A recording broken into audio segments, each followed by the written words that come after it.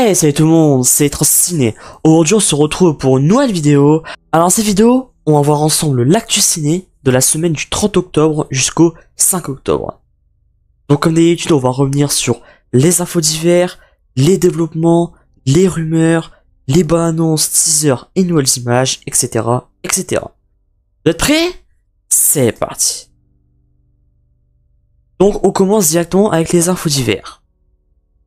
Une info concernant la suite de Vice Versa, donc Vice Versa 2, on va avoir 4 nouvelles émotions, donc l'anxiété, la honte, l'ennui et l'envie. J'avais adoré le premier Vice Versa, vraiment j'ai trouvé que c'était un film excellent, donc n'hésitez pas à aller le voir si vous n'avez toujours pas vu. Et puis voilà, donc j'ai très hâte, normalement une bonne annonce devrait sortir très prochainement, en fin d'année. Et puis voilà. Ah, là pour le coup, une news un peu étrange je trouve, elle est un peu bizarre. C'est qu'en fait, Marvel envisage de changer le grand méchant de la phase actuelle du MCU. Suite aux accusations concernant Jonathan Major. Donc Jonathan Major, il y a eu des accusations de violence conjugale. Et en fait, c'est même pas qu'ils envisagent de changer d'acteur. Non, ils envisagent de supprimer carrément. C'est-à-dire que Kang, eh ben, il sera plus là. Ce serait Doctor Doom qui serait envisagé pour prendre la relève. Je trouve c'est un peu débile. À la limite, qui change d'acteur, ok, mais là ils veulent carrément changer de méchant. Ça veut dire que tout ce qui se passe en ce moment dans la phase actuelle du MCU avec Kang, et bah finalement ça servira à rien quoi, parce qu'ils vont supprimer d'un coup. Information assez étrange je trouve, en espérant que ce soit que des rumeurs, rien de vrai.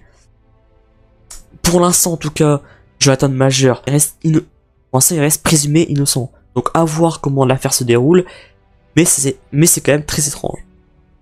Encore avec du Marvel. Là, c'est une news. Pour moi, c'est une très bonne nouvelle. Voilà. Un nouveau label du MCU qui s'intitule Marvel Spotlight. Je sais pas si je le dis bien. Qui se concentrera sur la présentation à l'écran d'histoires plus fondées et axée sur les personnages avec des enjeux au niveau de la rue sur une continuité plus large MCU. Donc en gros, ce sera des histoires plus fondées et axées plus sur les personnages, avec des enjeux au niveau de la rue sur une continuité plus large. Donc très hâte, voilà, très hâte d'avoir cette nouvelle émission Marvel Spotlight, en espérant que ce soit pas mal, en espérant que ce soit très bien. Autre news en info divers, les préventes pour The Marvel seraient désormais derrière celle de Black Adam, qui était de 67 millions de dollars, et de The Flash qui était de 55 millions de dollars. Moi de toute façon, je vous dis depuis le début, pour moi ça va être un véritable flop. Je l'espère pas, mais pour moi c'est inévitable, vraiment. Tous les éléments qu'on a pour l'instant évoquent un flop. Rien que les préventes sont moins nombreuses que celles de Flash quand même. Les affiches donnent pas trop envie, la bande-annonce m'a pas du tout hypé, donc on va voir, personnellement je n'irai pas le voir.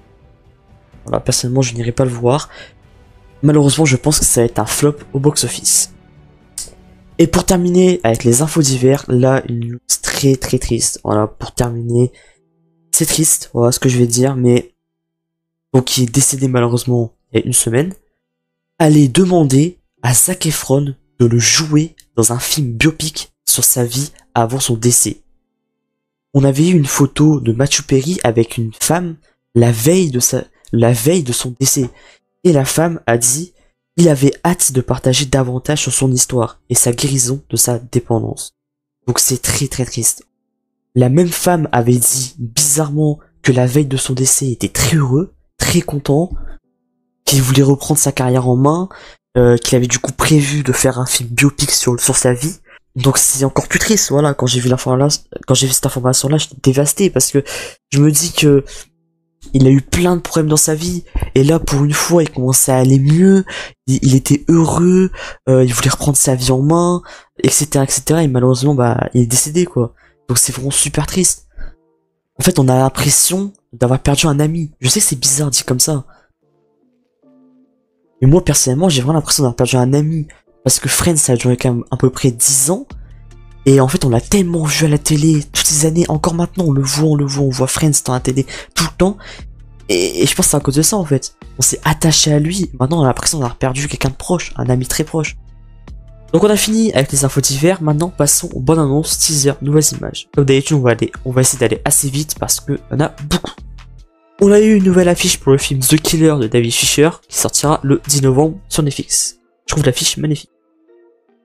Une nouvelle affiche également pour le film Wonka avec Timothée Chalamet. Je vais pas revenir là-dessus, j'ai déjà dit que je le sens pas beaucoup. Vraiment, je sais pas, je le sens pas. Déjà l'affiche je la trouve pas ouf. Voilà. Donc à voir, même si je suis pas trop hype. On a eu une bonne annonce pour le documentaire sur David Holmes, donc le cascadeur de Daniel Radcliffe, qui est resté paralysé suite à un accident sur le tournage d'Harry Potter. J'avais déjà parlé de ça précédemment sur une autre vidéo, et en fait ça parlera, David Holmes c'est un cascadeur qui était sur le tournage du coup des Harry Potter, et qui s'est retrouvé paralysé suite à un accident sur le tournage.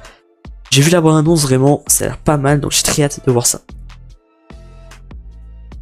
On a eu une première bonne annonce pour le nouveau film La Planète des Singes, et aussi une affiche qui sortira le 22 mai 2024 au cinéma.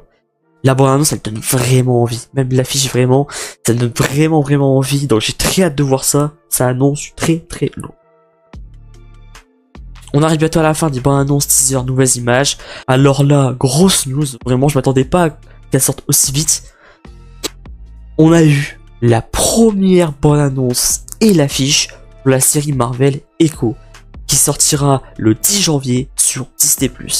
Alors là, c'est sorti hier, et je suis méga hype. Voilà, c'est ma série, c'est la série que j'attends le plus en ce début d'année 2024. La bonne annonce est rafraîchissante. Voilà, ça invente fraîcheur pour Marvel. Il y a beaucoup plus de violence. Voilà, au début je me suis demandé si je me suis pas trompé, parce que je me suis dit Marvel, c'est bizarre qu'il fasse autant de violence. Là c'était vraiment violent. J'ai très hâte de voir ça en tout cas. En plus Echo, moi personnellement, quand tout le monde ne croyait pas au projet d'une série Echo, moi j'étais très hype, parce que le personnage, je le trouvais très intéressant et très intriguant dans la série Hawkeye. Donc, et l'affiche donne vraiment envie. Ça a l'air très différent de ce que fait Marvel d'habitude, et pour moi c'est une très bonne nouvelle. Peut-être que Marvel vont un peu changer, et en mieux. En plus on a l'apparition de Daredevil, de Charlie Cox, donc très hâte, et aussi celui du Caïd qui a l'air plus en forme que jamais. Donc je suis très hype. On a terminé avec les bonnes annonces, teasers et nouvelles images, maintenant passons au renouvellement. Donc un seul renouvellement, on a Disney qui renouvelle Futurama pour 2 saisons supplémentaires, en plus de la nouvelle saison qui arrive en 2024. Voilà, Futurama c'est une série iconique, de la même trempe pour moi de The Simpsons par exemple. Voilà, c'est une série légendaire et franchement j'adore, donc je suis très content que la série revienne après 10 ans je crois d'absence. On va terminer avec les renouvellements déjà. Maintenant passons au développement. Avec plusieurs développements, déjà on a une nouvelle série Prison Break qui est en développement.